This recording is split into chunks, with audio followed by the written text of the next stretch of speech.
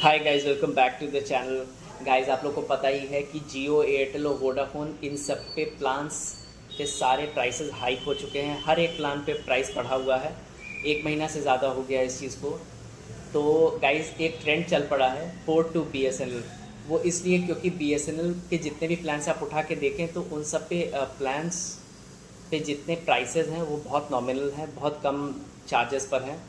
यही एक ख़ास बात है कि लोग जो है अपने जितने भी कनेक्शंस हैं उसमें से समझ लीजिए कि अगर किसी के पास 3 सिम कार्ड है या 2 सिम कार्ड है तो वो एक सिम कार्ड तो अपना बीएसएनएल करवा ही रहा है, क्योंकि यहाँ पैसे की बात है, पैसा कम है बीएसएनएल के सारे प्लान्स पे। मेरे पास भी एक कनेक्शन था जियो का, जिसको मैंने बीएसएनएल पे पोर्ट करा लिया था। एक महीने से ज़्यादा हो गया मुझे बीएसएनएल पे पोर्ट कराए हुए। तो उसका मैं एक रिव्यू देना चाहूँगा और एक रिक्वेस्ट भी करना चाहूँगा। तो गाइज़, ये वीडियो आप पूरी देखिए। मैं सीधा सीधा बात करूँगा क्योंकि एक महीना जो मुझे बीएसएनएल का हुआ तो नॉर्मल सी बात है, कॉलिंग पे जाऊँगा तो कॉलिंग पे मुझे कॉल ड्रॉप्स नहीं मिले। अगर मैंने 100 कॉल्स किए हैं तो मतलब समझ लीजिए कि 90 से 92 कॉल्स मुझे आराम से हो गई, कोई कॉल ड्रॉप नहीं हुआ। लेकिन हाँ, एक प्रॉब्लम हुई मेरे साथ में कि डेटा वाला जो प्रॉब्लम होता है यहाँ पर, कहीं कहीं बीएसएनएल का 4G आ गया है। बीएसएनएल का 3G तो पूरे इंडिया में रोल आउट है, लेकिन कुछ जगहों पे ऐसा है कि उसकी स्पीड बहुत कम आती है। मेरे यहाँ पर भी बीएसएनएल का 4G भी दिखाता है कभी कभी, लेकिन उसकी स्पीड बहुत कम है, ना के बराबर है। लेकिन हाँ, अगर रात की बात की जाए, अगर 12 या 1 बजे के बाद से अगर आप बीएसएनएल का डेटा यूज़ कर रहे हैं तो मेरे यहाँ जैसे अगर सुबह, दोपहर और शाम में अगर 1 या 1.5 MBPS आ रहा है तो रात में 12 बजे के बाद वो अराउंड 5 से 6 MBPS तक आ जाता है। तो अगर किसी को रात में सर्फिंग करनी है तो बीएसएनएल का डेटा बहुत अच्छा है, बहुत नॉमिनल चार्जेस पे हो जा रहा है। मेरे यहाँ पे यही प्रॉब्लम है। 4G का सिग्नल तो आता है, लेकिन अगर मैं उसका स्पीड टेस्ट करता हूँ तो मुझे 1-1.5 MBPS के आसपास ही आता है, जिसमें कि अगर यूट्यूब चलाया जाए तो बफर होता है कभी कभी। 3G में अगर सिग्नल रहता है घर के अंदर में तो आधा MBPS या 0.2 MBPS ऐसे आता है। तो ये थोड़ी सी प्रॉब्लम है जिसको बीएसएनएल को रेक्टिफाई करना चाहिए। लेकिन हाँ, मैं ये भी कहूँगा कि बीएसएनएल बहुत अच्छा काम कर रहा है। और जितनी न्यूज़ भी हम लोग सोशल मीडिया से देख रहे हैं कि बीएसएनएल अपने टावर्स लगा रहा है उनके नेटवर्किंग के लिए, कि उनका नेटवर्क अच्छा हो जाए। तो ये एक बहुत अच्छी चीज़ है। सबसे अच्छी बात है बीएसएनएल की कि उनके चार्जेस बहुत कम हैं। मुझे 1 महीने से ज़्यादा हो गया बीएसएनएल पे पोर्ट कराए हुए। कॉलिंग की मुझे कोई भी प्रॉब्लम नहीं आई। हाँ, मुझे थोड़ी बहुत प्रॉब्लम आती थी जियो में जब कॉल ड्रॉप हो जाता था, लेकिन बहुत सरप्राइजिंगली मुझे ना के बराबर कॉल ड्रॉप्स हुई।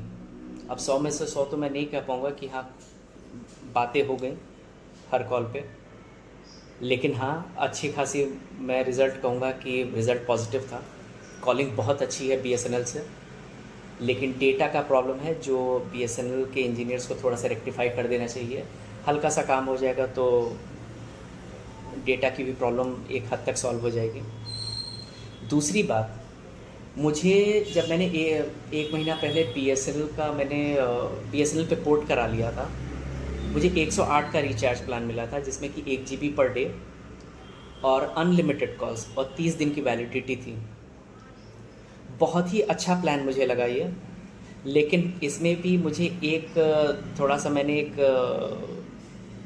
एक अजीब चीज़ लगी थी कि ये जो 108 रुपये का फर्स्ट रिचार्ज वाला FRC भी जिसको कहते हैं, वो प्लान जो है, अगर इसको बीएसएनएल परमानेंट कर दे नॉर्मल यूज़र्स के लिए भी, कि वो FRC की जगह एक नॉर्मली भी एक ये 108 का प्लान बन जाए, कि अगर किसी को 1 महीने का रिचार्ज कराना है तो ये 108 रुपये का प्लान ये सारे वोडाफोन, एयरटेल और जियो सब पे ये भारी पड़ जाएगा।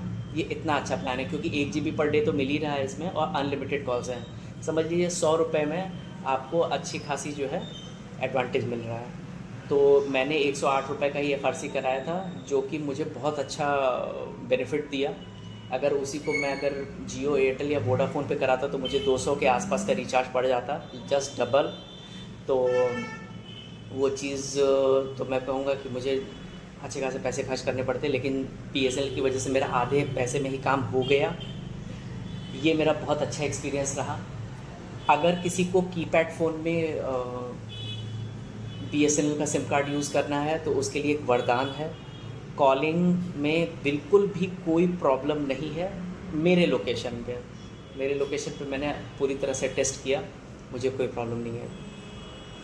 डेटा की प्रॉब्लम है तो उसको मैंने वीडियो में बता ही दिया है कि इसको जो है रेक्टिफिकेशन की ज़रूरत है। 108 का जो इनका रिचार्ज प्लान है, इसको BSNL को परमानेंट कर देना चाहिए। सारे मतलब हमेशा जब भी रिचार्ज कराएं तो ये 108 हमेशा सबके लिए रहे, सिर्फ FRC ना रहे। गाइज, एक चीज़ मैं BSNL से और रिक्वेस्ट करना चाहूँगा कि जैसे अगर हम जियो यूज़ करते थे तो जियो में अगर आप कोई भी प्लान भरा रहे हैं, कोई रिचार्ज कर रहे हैं तो ही उसमें इनकमिंग आती थी, ऐसा नहीं है। मेरे पास एक जियो का कनेक्शन था जिसको मैंने लगभग साल भर रिचार्ज नहीं कराया था, वो कनेक्शन मेरे पास ऐसे ही पड़ा हुआ था, सिम कार्ड। गाइज़, 1 साल बाद भी वो सिम कार्ड बहुत अच्छे से काम कर रहा था। इनकमिंग कॉल्स और डेटा भी कभी कभी जियो अपने से दे देता था उसमें फ्री ऑफ कॉस्ट। सबसे बड़ी बात कि वो इनकमिंग देते थे, फ्री इनकमिंग है, आप चाहे रिचार्ज कराइए चाहे ना कराइए। लेकिन BSNL में ऐसा नहीं है।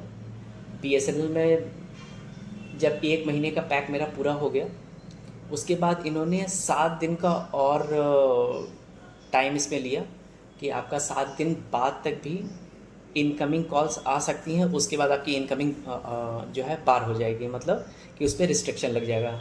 इन शॉर्ट, आपकी इनकमिंग कॉल्स जो है 1 हफ्ते बाद तक फिर नहीं आ पाएंगी, जब आपका डेटा या रिचार्ज प्लान ख़त्म होता है। तो मुझे जब मेरा रिचार्ज प्लान ख़त्म हुआ, 1 हफ्ते बाद तक इनकमिंग कॉल्स आती रहीं, उसके बाद इनकमिंग बंद हो गई, तब मुझे रिचार्ज कराना पड़ा BSNL पे। और गाइस, BSNL पे मैंने इस समय 94 का रिचार्ज प्लान कराया है। ये प्लान भी मैं आप लोगों को सजेस्ट करना चाहूँगा कि गजब का रिचार्ज प्लान है। इसमें 1 महीने की वैलिडिटी, 200 मिनट्स की कॉलिंग और 3 GB डेटा। इसको मैं बहुत ही मतलब एफिशिएंटली यूज़ कर रहा हूँ। 200 मिनट की कॉलिंग है तो अगर मान लीजिए आपने 200 मिनट की कॉलिंग यूज़ कर ली है तो 3 GB डेटा जो है आप एज अ व्हाट्सएप का ऑडियो कॉल या वीडियो कॉल पे यूज़ कर सकते हैं। अगर आप इस तरह से 94 रुपीज़ का प्लान को यूज़ करें तो एकदम टोटली वर्थ है। ये जियो फ़ोन के भी प्लान्स को पछाड़ देगा और मैं कहूँगा कि ये अब तक का सबसे बेनिफिशियल प्लान्स में से एक है। अगर आप एंड्रॉयड फ़ोन यूज़ कर रहे हैं तो ज़रूर एक बार 94 का रिचार्ज प्लान करा के देखिए, ये बहुत वर्थ है। मैं यूज़ कर रहा हूँ, मुझे कोई प्रॉब्लम नहीं आई है इस चीज़ को लेकर के। It is a very good plan. But हाँ, BSNL को मेरी एक रिक्वेस्ट है कि इनको इनकमिंग कॉल्स फ्री कर देनी चाहिए। अगर आप कोई भी रिचार्ज करा रहे हैं चाहे नहीं करा रहे हैं, इनकमिंग फ्री कर दें हमेशा के लिए, जैसे जियो करते थे। तो यही मेरी एक रिव्यू है पूरे महीने भर का BSNL का।